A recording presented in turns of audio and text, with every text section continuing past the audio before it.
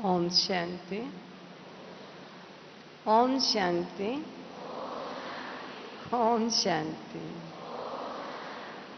क्योंकि हमारे आदरणीय दादी जानकी जी हमेशा कहते हैं, मैं 3 बार ओम शांति कहती हूँ।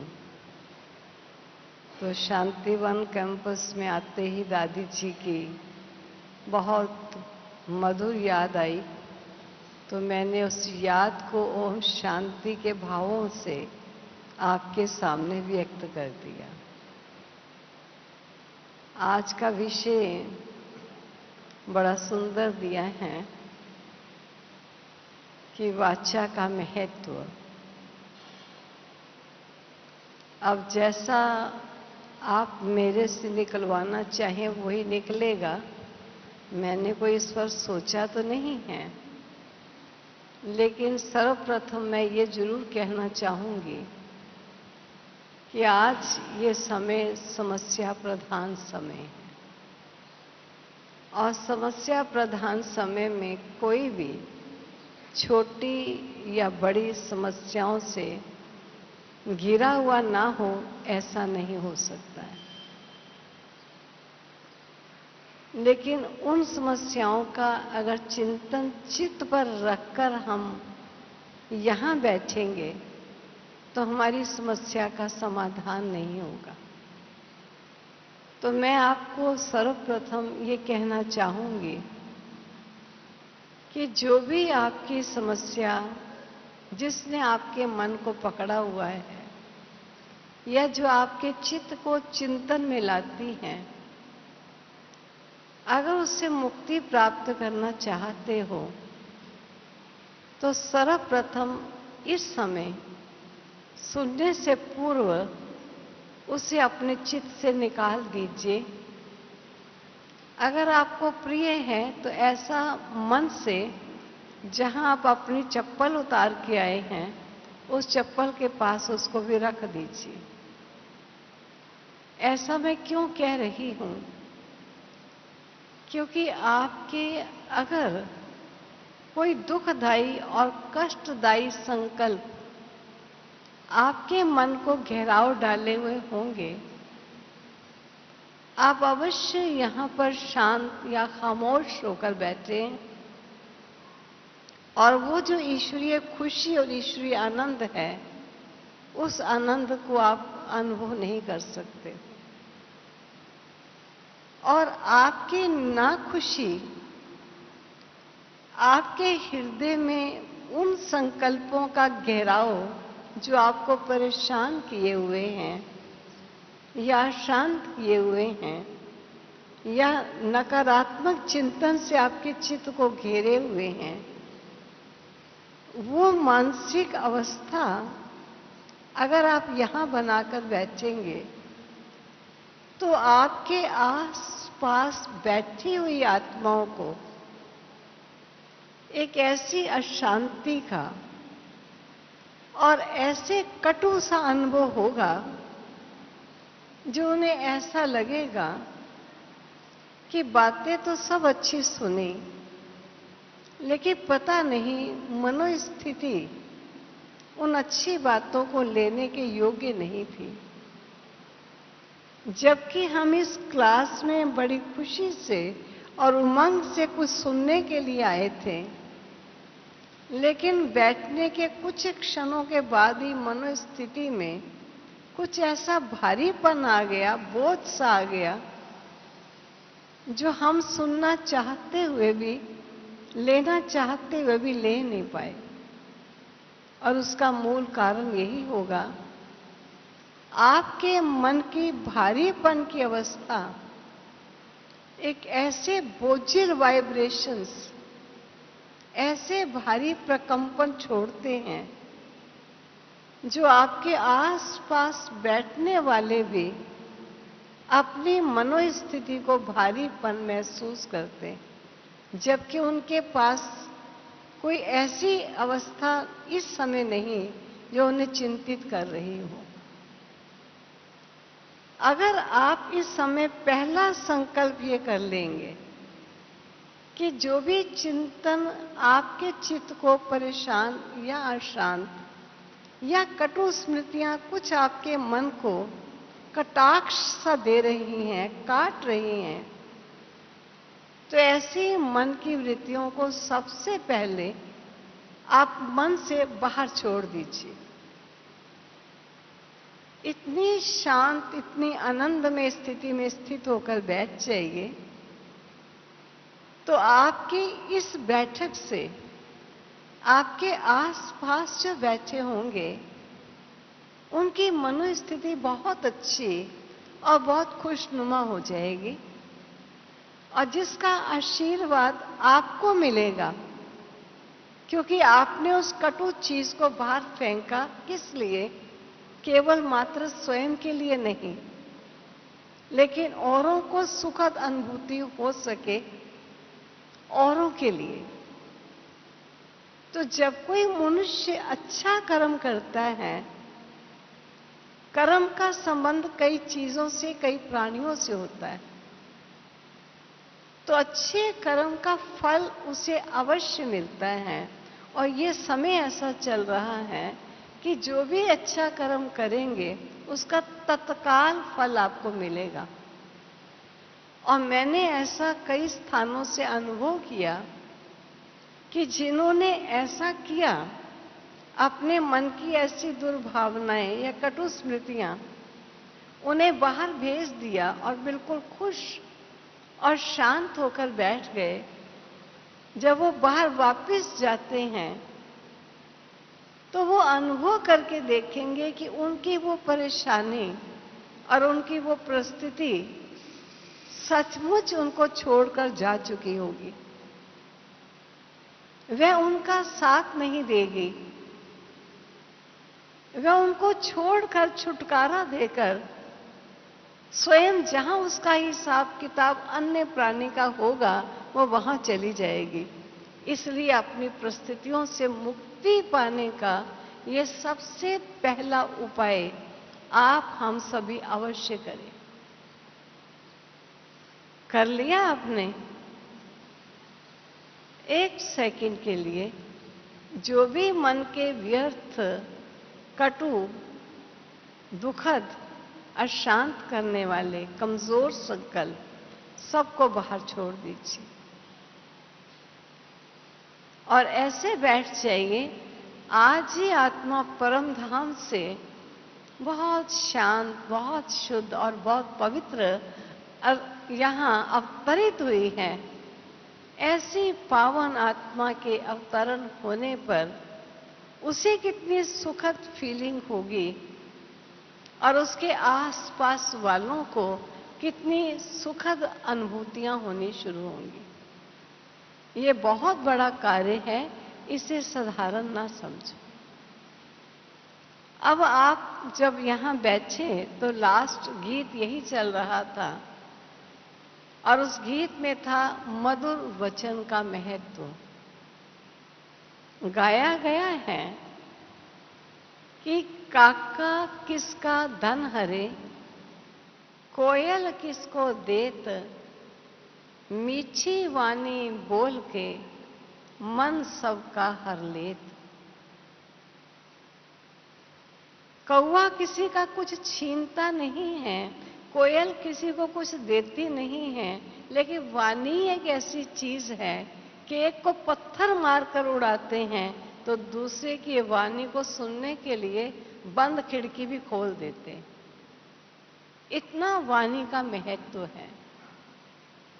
कहते हैं हमने अपने यहाँ आम का पेड़ लगाया, सुबह सुबह कोयल की कूकू सुनने को मिलती है। और कौवे की आवाज कैसी होती है? आज तो कौवे शहरों में घुस आए, पहले ऐसा ही सुनते थे कि कौवे शमशान में बोलते हैं। आज तो शहरों में बोलने लग गए, क्योंकि शहर भी क्या बन चुके हैं? शमशान के न्याय बन चुके। शमशान का मतलब जहां मुर्दे हैं। तो जब मनुष्य ने स्वयं के स्वरूप को विस्मृत कर केवल मात्र देही समझना शुरू कर दिया, तो ये भी तो एक मुर्दा स्टेज है ना। और जब चारों तरफ मुर्दे ही मुर्दे होंगे तो कौवे क्यों शमशान में जाएंगे? उन्हें चारों तरफ शमशान दिखाई दे रहा है, हर शमशान में बोलना शुरू कर देते हैं। इसलिए बाबा हम बच्चों को कहते हैं, बच्चे वाणी का बहुत महत्व है। लेकिन ये बात बहुत अच्छी कही, क्योंकि आपको ये नहीं कहा कि मौन का क्या महत्व। मैंने पूछा, जब मुझे विषय दिया गया कि वाणी के महत्व पर कुछ सुनाना, तो मैंने कहा मौन के महत्व पर नहीं। कहा नहीं, हमने तो वाणी के महत्व को कहा। तो मैंने सोचा माताओं में यही सब्जेक्ट ठीक है, मौन कहना जरा मुश्किल काम हो जाएगा। माताएं और मौन दोनों चीजें इकट्ठी हो नहीं पाती। तभी उस संसार में एक चुटकुला सा बना हुआ है, या एक कहावत सी बनी है, एक मुहावरा सा बना है कि जब अकबर ने बीरबल से पूछा कि बीरबल, सबसे बड़ा झूठ क्या होता है, तो मुझे यो बताओ। तो आप सब ने अवश्य सुना होगा, उस समय बीरबल ने चंद क्षण शांत रहकर यही शब्द उच्चारित किए कि महाराज, मैं प्रातः जब आपके पास आ रहा था तो 4 माताएं एक खटिया पर बैठी थी और बड़ी खामोश बैठी थी। मैं उनको देखता हुआ आपके पास पहुंच गया। तो अकबर के पास बैठे हुए वजीर, अमीर सभी हंस पड़े। हंसने की क्या बात है? उस समय अकबर ने पूछा, क्या बात है, क्यों सब हंसे? कहा महाराज, इन्होंने बहुत झूठी बात कह डाली। और वो झूठी बात क्या थी कि 4 माताएं इकट्ठी एक खटिया पर बैठी हों और चुप होकर बैठे। इससे बढ़कर झूठ क्या हो सकता है? वो चुप नहीं रह सकती। इसलिए मौन के महत्व का विषय देने की जरूरत नहीं थी, वाचा का महत्व ही ठीक है। क्योंकि माताएं और मौन, अगर कह भी दिया जाएगा कि आज थोड़ा आवाज नहीं करना, क्लास पूरी होते ही शांत में जाना, तो शांत में जाती हुई दूसरी को कह देगी चुप रहना, शांत में जाना, दीदी ने कहा है। और वो आगे कहेगी चुप रहना, शांत रहना, दीदी ने आज शांत कहा है। और शोर उतना ही मचेगा जितना पहले मचता है, क्योंकि सभी बोल रहे हैं, सभी एक दो को रिमाइंड करा रहे हैं, ये भी तो बोलना है। लेकिन सबसे बड़ी बात, कल महिलाओं के लेक्चर्स चल रहे थे और एक महिला ने बहुत अच्छी तरह कहा कि बच्चों को आज डांट सुनने की आदत क्यों बनी है, और डांट के साथ ही साथ उन्हें जब तक अगर चपेट लगाए नहीं तो मां दिखाए ना, तो बच्चा ठीक नहीं होता। कारण क्या है कि मां ने वचन का आधार लिया है। अगर वो बच्चे शैतानी ज्यादा कर रहे हैं और मां प्रथम दिन से अगर केवल एक शस्त्र ये पकड़ लेती कि उस समय बिल्कुल चुप गंभीर होकर उनकी तरफ देखती है, तो बच्चे समझ जाते हैं कि हमारी इस एक्टिविटी से, जो हम आपस में भाई बहनें कर रहे हैं, इससे मम्मी नाराज है, क्योंकि मम्मी चुप होकर के हमें देख रही। लेकिन मम्मी ने शुरू से चुप आकर देखना बंद कर दिया, बोलना शुरू किया। और जब थोड़ा बोलती हैं तो उन्हें इतना असर नहीं पड़ता, और जब वो गर्ज के बोलती हैं तब थोड़ा असर पड़ता है। और उस गर्ज के बाद जब वो थप्पड़ लगाना भी शुरू कर देती है तो उसकी गर्ज का प्रभाव भी कम हो जाता है। तब थप्पड़ की इंतजार होती है कि जब तक एक आध पिटा नहीं, तब तक मम्मी की कोई नाराजगी नहीं है। इसलिए स्वयं की रेपुटेशन बनाना स्वयं की मान और शान को बनाना हमारे स्वयं के ऊपर। तो प्यारे बाबा ने खास हम बच्चों को यही कहा है कि बच्चे, बाप है कांटों से फूल बनाने वाला। जब कांटे होंगे तभी तो उनसे फूल बनाएंगे।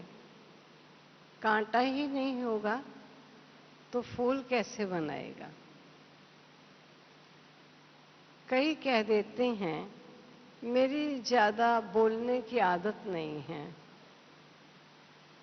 ठीक है, ज्यादा बोलने की आदत नहीं तो अच्छी बात है, लेकिन जहां बोलने की आवश्यकता है वहां तो आप बोल सकते हैं। कहते नहीं, मैं फिर बोल ही नहीं पाती हूं। या कई ऐसा कह देते हैं, मुझे किसी से बात करना जिससे मैं परिचित नहीं, मैं उनसे बात ही नहीं कर सकती।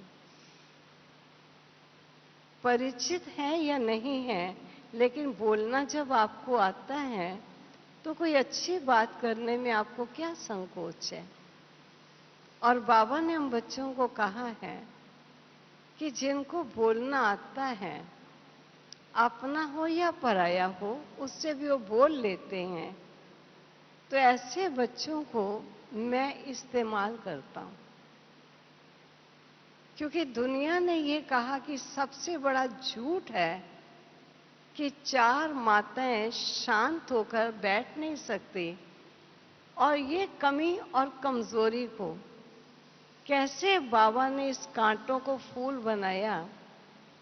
और आप सबको मालूम है कि ज्ञान के निमित्त बाबा ने माताओं को प्रथम स्थान दिया, क्योंकि बहुत समय से पुरुष प्रधान सोसाइटी होने के कारण माताओं को यही कहते रहे कि भी माताओं का तो काम है घर संभालना और बच्चे पैदा कर उनको पालन पोषण करना। इन्हें कोई पढ़ाई लिखाई करके संसार के कामों में थोड़ी कुछ जाना है। इसलिए माताओं को हमेशा सेकंड ग्रेड माना गया। लेकिन भगवान ने जब आया तो उन्होंने आते ही इस संसार को परिवर्तित करने के लिए सबसे पहले ये सोचा कि इन्हें वो ज्ञान दिया जाए, और ज्ञान भी उन द्वारा दिया जाए जिनको बहुत समय से गिराया हुआ है। और बाबा ने आकर माताओं को ज्ञान के निमित्त बनाया।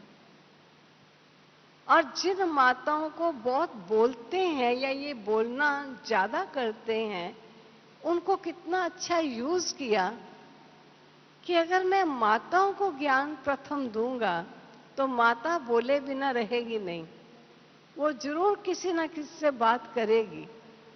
तो ज्ञान के प्रसार और प्रचार के लिए माताओं का होना बहुत जरूरी। अगर किसी क्लास में ज्यादा भाई होते हैं और माताएं होती ही नहीं हैं, उस क्लास की स्टूडेंट्स की वृद्धि ज्यादा नहीं हो पाती। कारण यही होता है कि पुरुष वर्ग ज्यादातर गंभीर होता है।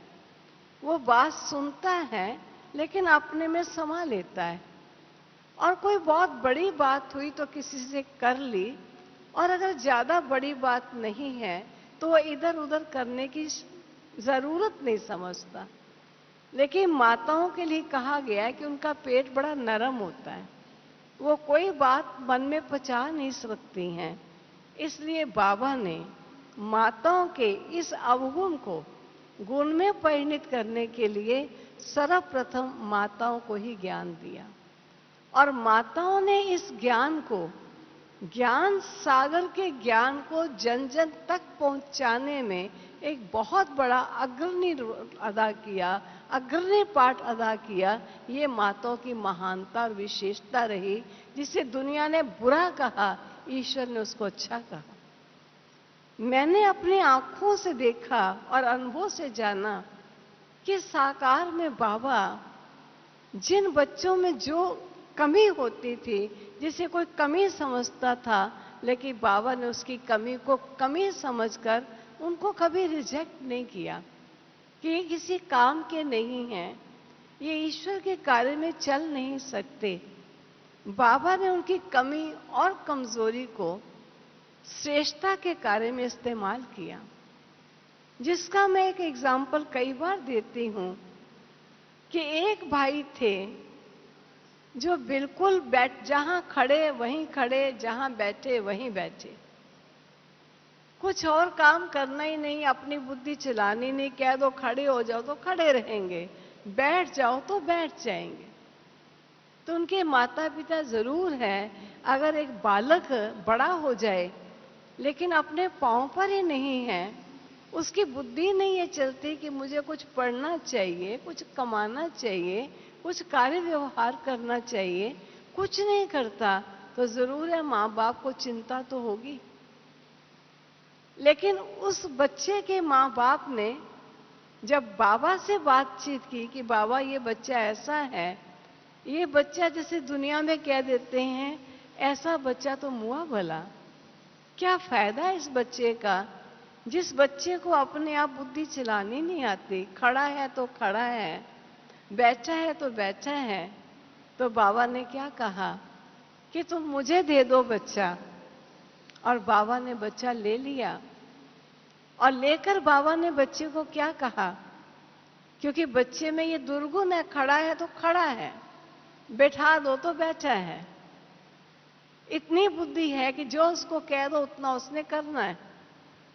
तो बाबा ने उस बच्चे को किस काम में लगा दिया, बहुत सुंदर एक खाकी रंग की वर्दी सिला दी और सिर पर टोपी पहना दी, हाथ में छोटा सा रूलर दे दिया और एक विसल उसको दे दी और कहा कि तुम बाबा के घर का पहरा दोगे और बच्चे तुमको इतने बजे से इतने बजे तक खड़े रहना है यहां पर।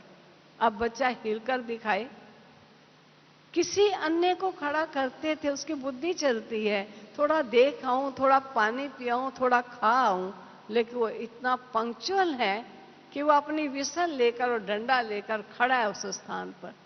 आप सोचिए भगवान ने कितना अच्छा उसका सदुपयोग किया, उसके दुर्गुण को देख करके उसके धिक्कारा नहीं, उसको दूर नहीं किया, लेकिन उसके गुण अवगुण को गुण में परिणित कर दी। मुझे याद आता है एक बार उसको कह दिया गया कि एक बड़ी दीदी थे हमारे और दादी जी थे, तो दादी जी और दीदी जी का हमेशा ये प्रसिद्ध था कि जिस्म दो हैं आत्मा एक है। तो एक बार दीदी जी की तबीयत ठीक नहीं थी, तो उन्होंने उस भाई को कहा कि तुम जरा आज दरवाजे के बाहर खड़े रहना, कोई भी आए तो उसको अंदर ना आने देना, कोई आता है ऐसा, क्योंकि मैं थोड़ी देर के लिए रेस्ट करना चाहती हूँ, 15-20 मिनट, आधे घंटे के लिए तुम खड़े रहना यहां पर। और वो वहां खड़ा है और इतने में दादी जी को दीदी जी से कोई जरूरी काम है और वो जल्दी जल्दी आए, और जल्दी आके स्वाभाविक है दादी जी दीदी जी से मिलने डायरेक्ट जाएंगे। वो जो ही गेट के नजदीक पहुंचे वो खड़ा हो गया डंडा लेकर, नहीं, अंदर नहीं जाना है। कहा अर्जुन, मैं नाम भी बोल रही हूं, मुझे जरूरी काम है, कहा नहीं जाना। दीदी ने कहा है नहीं आना, और सचमुच उसने दादी जी को अंदर नहीं जाने दिया। ड्यूटी पर बड़ा पक्का, उसकी इतनी बुद्धि है कि मुझे जो कहा मुझे इतना ही करना है, आगे उसको नहीं मालूम बड़ा क्या होता है और छोटा क्या होता है। लेकिन बाबा ने उस बच्चे को भी धिक्कारा नहीं, उसका भी इस्तेमाल किया। मैं देखती हूं वाचा ज्यादा हमारी क्यों निकलती है, क्योंकि हम कईयों के गुणगान करते हैं, कईयों के अवगुणों का बखान करते हैं। किसी की तरफ झुकाव होता है, किसी की तरफ अलगाव होता है, किसी के यश बोलते हैं, किसी के अपयश का चर्चा करते हैं, किसी से लाभ मिला तो उसके लिए 10 को सुनाएंगे, किसी से नुकसान हुआ तो 10 को उसकी अवगुण बताना शुरू कर देंगे। लेकिन ये जो ज्यादा बोलना हमारा होता है, ये वास्तव में देखा जाए बुद्धि को ज्यादा काम देते हैं, जबकि इतनी जरूरत नहीं होती है बुद्धि को इतना काम देने की। बाबा बच्चों को कहते हैं, बच्चे तुझे बाबा ने इतना बड़ा काम दिया। आज के महावाक्य सबने सुने होंगे। कितना सुंदर बाबा ने कहा कि तुम संसार की रोशनी हो, तुम वो नेत्र हो। अगर तेरे नेत्र स्थिर नहीं होंगे तो दूसरी आत्माओं को तेरे से क्या मिलेगा। अगर आपकी ये बिजली बार बार फ्लक्चुएट करे, जगह बुझे, तो सोचिए आप सबका टेंशन यहां जाएगा और मन में यही आएगा, ऐसी बिजली तो बुझा ही दें तो अच्छा है, ये बिजली जली क्यों रही, कितना डिस्टर्ब कर रही। ठीक बाबा भी कहता है, जब आपके अंदर अनेक संकल्प चलते हैं और वो संकल्प सारे वातावरण को प्रभावित करते हैं, ये आपको पता नहीं चलता। आज मेरे से दो बहनें मिलने आई तो मैं यही उनसे बात कर रही थी कि अगर आपका अपना जीवन अच्छा है, श्रेष्ठ है, प्रवृत्ति में रहते हो, लेकिन सहयोगी हैं साथी, चाहे वो योगी नहीं लेकिन सहयोगी हैं, लेकिन उन सहयोगियों में रहते हुए भी आप अपनी मनोस्थिति को अच्छा बनाकर ईश्वरीय ज्ञान और योग के अध्ययन और अभ्यास में ठीक चल रहे हो, तो आपका जीवन अनेकों के लिए एक प्रेरणा का स्तोत्र बनता है।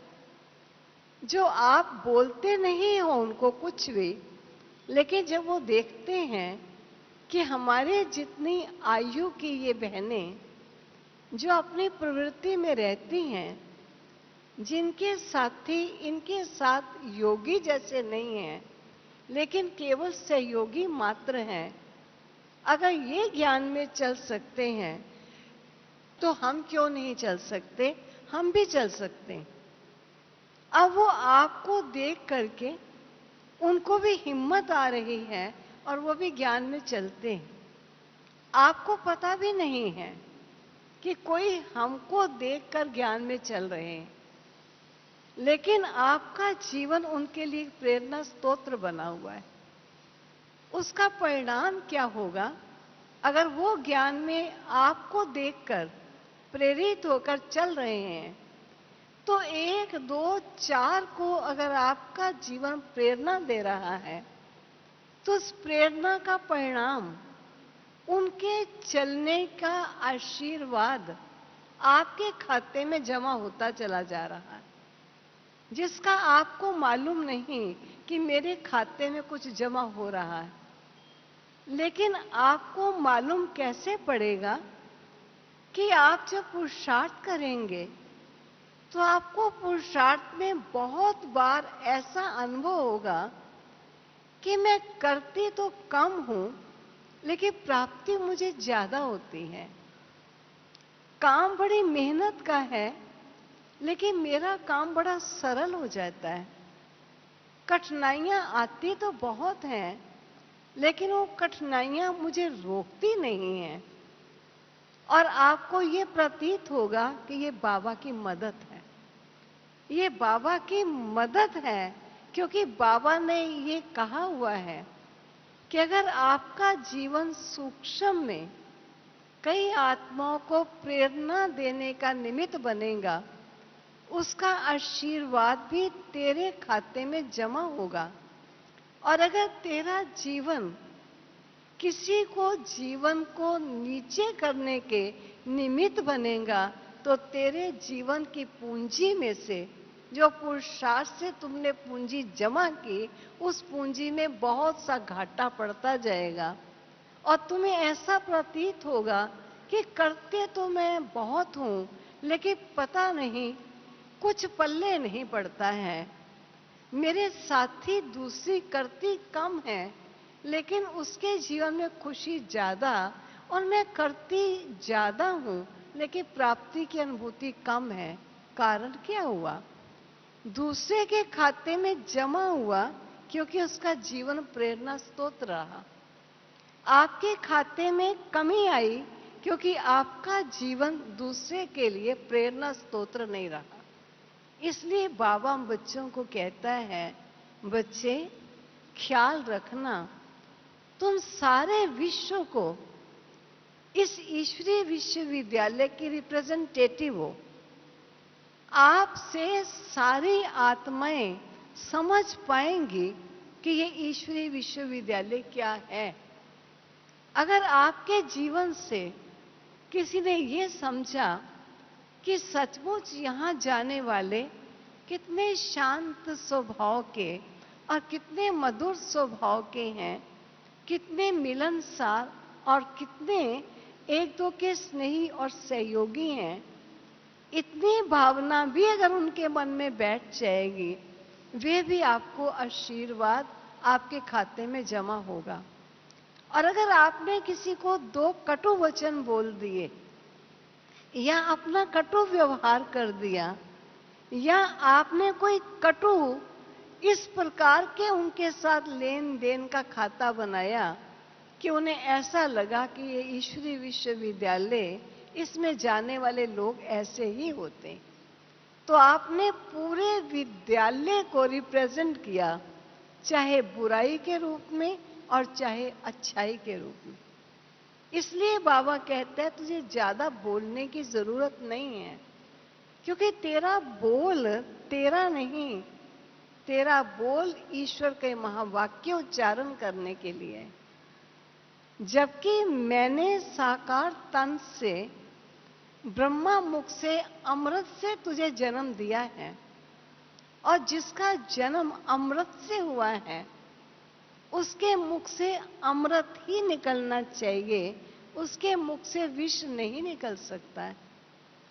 अगर उसके मुख से अमृत निकलेगा तो दूसरे को प्रेरणाएं मिलेंगी, उनका जीवन श्रेष्ठ बनेगा और उनका जीवन आपके जीवन में बहुत से वरदान जमा करता चला जाएगा। और एक बात जो मैं आपको विशेष कहना चाहती हूँ, क्योंकि समय बड़ी तेजी से भाग जाता है, मुझे 11 बजे खत्म करने लिए कहा गया हुआ है, तो एक बात जो मैं आप सबको कहना चाहती हूँ कि कई बार परिवार में हम चलते हैं, मान लीजिए पति है, सास है या बच्चे हैं, अड़ोसी है, पड़ोसी है, लेकिन सभी तो ज्ञान में नहीं चलेंगे और आपका मन ये होता है कि ये भी ज्ञान मार्ग में अगर चलें तो मेरा रास्ता तो साफ हो ही जाएगा, लेकिन इन आत्माओं को भी ईश्वर द्वारा होने वाली प्राप्तियां प्राप्त हो जाएगी। ऐसी अगर आपके मन की मनोभावनाएं हैं तो आप उसके लिए कुछ नहीं कीजिए, केवल मात्र कोई समस्या भी है और वो ऐसी समस्या किसी प्राणी द्वारा या किसी विशेष परिस्थिति के द्वारा, वो ऐसी समस्या जो आपके मनोस्थिति को घेरे हुए, और परिस्थिति कोई भी किसी ना किसी प्राणी द्वारा ही उठती, ऐसा अगर कोई बात है तो आप सोचो नहीं और कभी ये ना समझो कि सचमुच ये मेरी परिस्थिति ठीक होगी ही नहीं, इसका कोई चारा ही नहीं कि इसे कोई ठीक कर सके। कई वर्षों से मैं इस परिस्थिति से जूझ रही हूं, मुझे कोई हल देने वाला नहीं निकला है। और बाबा हमको कहता है कि जब संसार में ऐसी दशा होती है, परिस्थितियां इस कदर कठिन होती हैं जिनका हल मेरे बच्चे या मेरे बच्चे बच्चों के सहयोग से भी उनका हल नहीं निकाल पाते, तो निरुत्साहित हो जाते हैं और सहन करने से भी वो परिस्थितियां ज्यादा होती हैं, मन को घेरे रखती हैं और योग लगने नहीं देती। तो बाबा की पहली बात ये आती है कि बच्चे, परिस्थितियां तेरे किए हुए पूर्व के कर्मों के हिसाब किताब हैं। ये परिस्थितियां स्वतः ही नहीं तेरे सामने आई।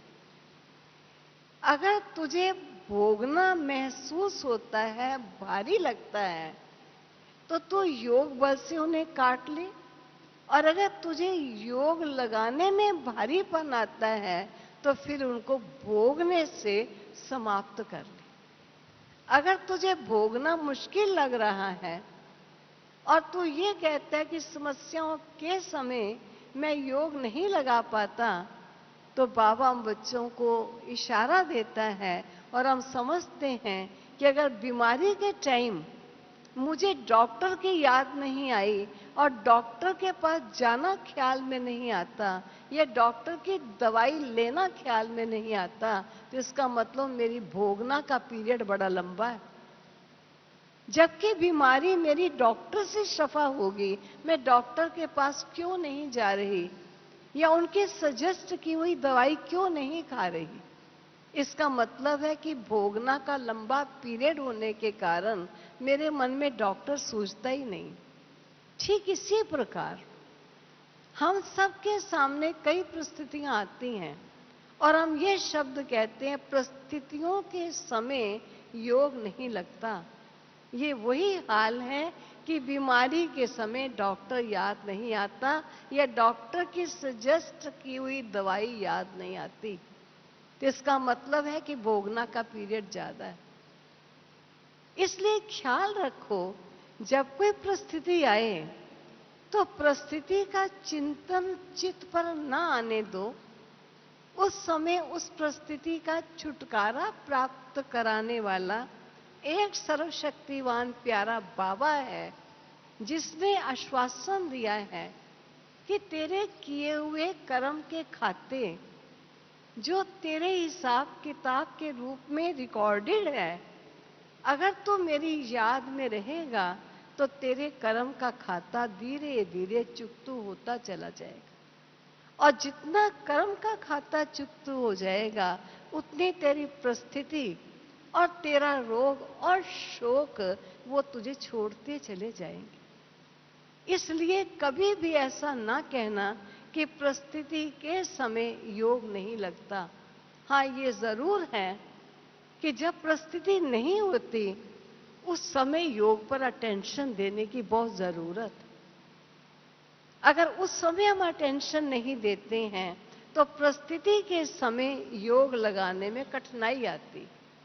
मान लीजिए किसी को छुट्टी है, दुकान चलाता है, लेकिन एक दिन छुट्टी का दिन है, आज उसको सारा दिन दुकान पर नहीं जाना, फ्री है, लेकिन वो दिन वो क्या समझता है कि मेरी दुकान में जिस जिस माल की कमी है वो माल मुझे भरने के लिए छुट्टी के दिन सारा माल इकट्ठा करना है, ताकि सारा माल भर लिया जाए और जब दुकान खुले तो मेरी दुकान से कोई वापस ना जा सके।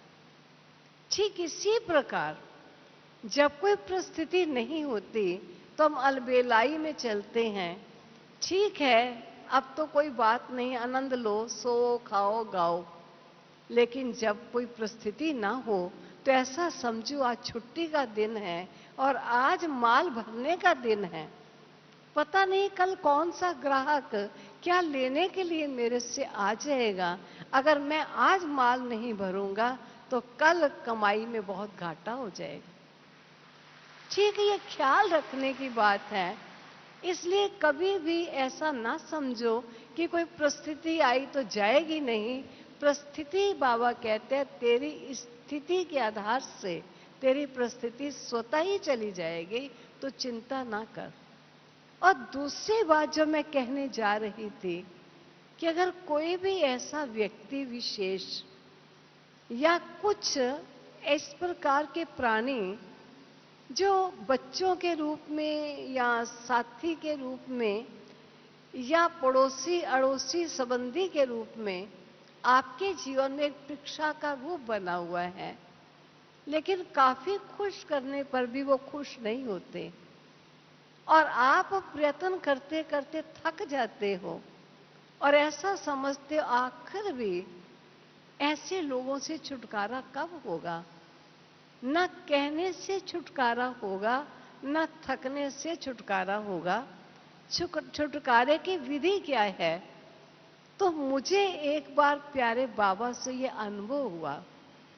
तो मैं बैठी थी, मैंने बाबा को ऐसे ही कहा कि बाबा, कई आत्माएं ऐसी हैं कि जिनको अच्छी बात अगर सुनाओ तो वो अच्छी बात को स्वीकार नहीं करते और स्वीकार ना करने के कारण हमारे जीवन में एक बाधा सी प्रतीत होती है और एक विघ्न का रूप बना रहता है। और आप कहते हो निर्विघ्न अवस्था बनाओ, लेकिन ये निर्विघ्न अवस्था बनने नहीं पाती। अब इस प्रकार के प्राणियों को क्या किया जाए?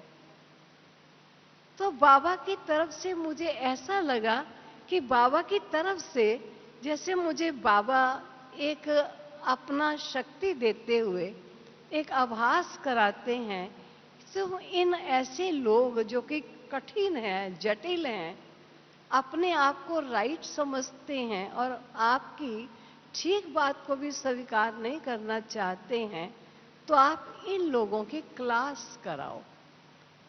तो मैंने फिर बाबा को जैसे मन ही मन कहा कि बाबा वो मेरी बात सुनना ही नहीं चाहते, तो मैं क्लास क्या कराऊं? ये वास्तव में पूछना मेरा राइट नहीं था, क्योंकि अगर बाबा मुझे ऐसा सहयोग दे रहे हैं तो मेरे विचार करने की आवश्यकता है कि बाबा के इस कहने का तात्पर्य क्या। लेकिन मनुष्य बुद्धि हर बात को सरलता से लेना चाहती है। तो जो ही मैंने बाबा को कहा, बाबा वो तो सुनना ही नहीं चाहते, मैं क्लास क्या कराऊं? तो बाबा ने कहा, बच्चे क्लास का मतलब उनको कोई भाषण या बाबा के महावाक्य सुनाना नहीं। आप मन से ऐसी आत्माओं को अपने सामने इमर्ज करो, ऐसे जैसे वो सब बैठे हुए हैं, और आप आत्मा जिसने बाप को पहचाना है, उस पहचान के आधार से जैसे आत्मा बुद्धि का योग बाबा से जुटाया हुआ है, और जैसे कोई क्लास शुरू करते हैं तो क्लास के प्रथम 2 मिनट 3 मिनट योग का कार्यक्रम होता है। आप उनको थोड़ी देर के लिए इमर्ज करके सामने बिठाओ और बाबा से सर्व शक्तियां लेते हुए उनको योग का साकाश दो। और साकाश देने के बाद बड़े ही प्यार और बड़े ही स्नेह से, अपनत्व की भावनाओं से उन आत्माओं के ओरिजिनल स्वरूप को देखते हुए उनको जो आप अच्छी से अच्छी बात कहना चाहते हो, मन के श्रेष्ठ भावों से उनको कह दो। बस कहने में मन से क्षण ही लगते हैं, ज्यादा टाइम नहीं लगता है। ऐसा कुछ दिन लगातार उनको सन्मुख बिठा करके और आप उनकी क्लास कराओ। वो स्वतः ही आप जो कहना चाहते हो वो आपकी बात समझेंगे। जिस पर मुझे बाबा का ऐसा आभास हुआ कि आज गलत बात किसी को कहनी हो तो कभी भी मनुष्य कह देता है, लेकिन जब अच्छी बात कहते हैं और कोई नहीं मानता है तो वो जरा बुरा लगता है कि हमने अच्छी बात कही जिसमें इनका भी फायदा है, हमारा भी फायदा है, और ये ईश्वरीय शिक्षा है, ये मनुष्य क्यों स्वीकार नहीं करते। लेकिन फिर दूसरा विचार आया कि अच्छाई का हमेशा मुहूर्त होता है। आप देखिए, किसी की शादी हो तो कहते पंडित जी से मुहूर्त निकलवा लो, मकान का उद्घाटन हो तो मुहूर्त निकलवा लो, बच्चे के जन्मदिन का कुछ फंक्शन करना हो तो भी मुहूर्त अच्छा देख लो, और अगर किसी मुर्दे को शमशान पर ले जाना है तो मुहूर्त की जरूरत नहीं है, अगर मकान को तोड़ना है तो मुहूर्त की जरूरत नहीं है। तो गलत बात कहने में कोई मुहूर्त की जरूरत नहीं है, लेकिन अच्छी बात कहने में मुहूर्त की जरूरत होती। हम कई बार दुखी क्यों हो जाते हैं कि हमने उनको अच्छी बात कही, उन्होंने स्वीकार नहीं की, मैंने अच्छी शिक्षा दी, मेरी शिक्षा को दुत्कार दिया, मैंने कोई गलत थोड़ी कहा जो उन्होंने मुझे इस प्रकार के अपशब्द बोल दिए या मेरी बात को ठुकरा दिया। हमने सोचा नहीं कि अच्छाई को हमेशा मुहूर्त निकाल के दिया जाता है, उसको सदा नहीं दिया जा सकता है, मौका देखा जाएगा। उस प्राणी की मनोस्थिति देखी जाएगी, उस समय का वो ग्रह देखा जाएगा कि मेरी बात को ग्रहण करने के योग्य इस समय है भी। एक किसान भी बीज बोता है तो देखता है कि ये धरती मेरे इस बीज के उपयुक्त है, ये सीजन इस बीज को फल दे सकता है, ये धरती इसका पत्थर आदि निकला हुआ है जो मेरा बीज का फल कुछ निकल आएगा। अगर बिना सीजन, बिना धरती, बिना समय देखे किसान बीज बोल दे और बीज बहुत बढ़िया होगा तो क्या वो बीज फल देगा? ठीक इसी प्रकार जब अच्छी बात किसी को कहते हैं तो चलते फिरते कोई भी समय ना कह दीजिए। हम कई बार इसलिए दुखी होते हैं कि हमने अपने बच्चों को, बड़ों को, छोटों को, साथी को, पड़ोसी को भी अच्छी बात ही तो कही और देखिए उनकी क्या दशा हुई। देखिए वो आगे से हमको कैसे बोले या हमसे कितना गलत व्यवहार किया। ये उनकी गलती नहीं है, ये गलती हमारी है क्योंकि हमने अच्छी बात तो कही लेकिन मौका नहीं देखा। इसलिए कभी भी कोई अच्छी बात कहनी हो तो मनुष्य की मनोधर्ती देखिए। जिससे हमें ज्यादा बोलना क्यों पड़ता है? क्योंकि हम मौका नहीं देखते। हम ये समझते अच्छी बात कही ना, लेकिन अच्छी बात ग्रहण करने वाला ग्रहण भी कर सकता है। क्या उसमें इतनी समर्थ है कि वो आपकी अच्छी बात को अच्छाई में ले ले और अच्छी बात का रिटर्न अच्छा ही दे दे? और जब ऐसा नहीं होता है तो कई बार हमारी वाचा ज्यादा निकलती और बाबा कहते हैं, बच्चे तू अमृत पुत्र है, तेरा जन्म अमृत से हुआ है, तेरे मुख से निकलने वाला अमृत वचन होगा, विफल नहीं जा सकता है। इसलिए अमृत को देने से पूर्व अमृत को ग्रहण करने वाला कौन? आप सबको मालूम है, कहानी सुनाते हैं कि सागर मंथन से जब अमृत निकला तो कैसे देवताएं लेकर उस अमृत को भागे, क्योंकि असुर उस अमृत को लेना चाहते थे और उस अमृत को लेकर के वो अमर हो जाते। इसलिए वो अमृत ना देने के कारण भागे। और गायन है ऐसा कि उस कलश से जहां जहां बूंदें गिरी वहां वहां कुंभ का मेला लगता है। तो ये अमृत हर एक को हर समय देने का नहीं होता है। इसलिए अच्छी बात दीजिए, लेकिन समय देखकर, मुहूर्त देखकर। कई ऐसा कहते हैं, भी हम तो बड़े स्पष्टवादी हैं, जो बात आती है हम तो साफ कह देते। हम ड्यूअल पर्सनैलिटी नहीं है, अंदर से कुछ बाहर से कुछ। वास्तव में ऐसे प्राणी स्पष्टवादी नहीं होते। स्पष्टवादिता का मतलब क्या है? आपके स्पष्ट और सत्य बोल किसी मानव की मनोधर्ती अगर उसे स्वीकार करने के योग्य नहीं है और वो अपनी असत्यता को सत्यता मानने हुए बैठे हैं और आप उन्हें सत्यता देने की कोशिश करते हैं, तो आपकी सत्यता को वो असत्यता से भी ज्यादा खराब समझकर उसका तिरस्कार कर देंगे। इसलिए स्पष्टवादिता का ये तात्पर्य नहीं कि जो मन में आया, जिस समय आया, सच्ची बातें कह दी। अगर आपके सच्चे बोल उस समय कहे गए जब वो मनुष्य समझता है कि मैं जो कह या कर रहा हूं वो सत्य है, तो आपके सत्य बोल उसके हृदय को कांटे की न्याय चुभेंगे और घाव कर देंगे। और आप कहेंगे, मैं तो बड़ा स्पष्टवादिता हूं, मैं तो बड़ा सत्यवादी हूं। ऐसा सत्यवाद की जरूरत नहीं होती। सत्यवादी का मतलब है वो मौका देखे, मेरी सत्य का बीज वेस्ट तो नहीं चला जाएगा, ये बीज फलीभूत होगा, ये आत्मा मेरी बात को स्वीकार करने योग्य है तो दीजिए, नहीं तो कुछ क्षणों के लिए शांत रह जाइए। अगर वो गलत भी बोल रहा है और आप गलत नहीं हैं, तो आप उसके गलत व्यवहार को स्वीकार ना कीजिए। अगर आप स्वीकार करते हो जिसका मतलब उसने आपको डायग्नोज किया, ऐसा चेक किया कि आप गलत हो, और उसने आपके लिए गलत शब्द और व्यवहार का प्रयोग किया, और आप उससे मूड ऑफ और परेशान होकर बैठ गए। इसका मतलब आपने उनका निर्णय स्वीकार कर लिया है। रियली अगर आप नहीं हैं तो आप स्पष्ट ना कीजिए, लेकिन कम से कम उनके गलत बोल को स्वीकार भी ना कीजिए।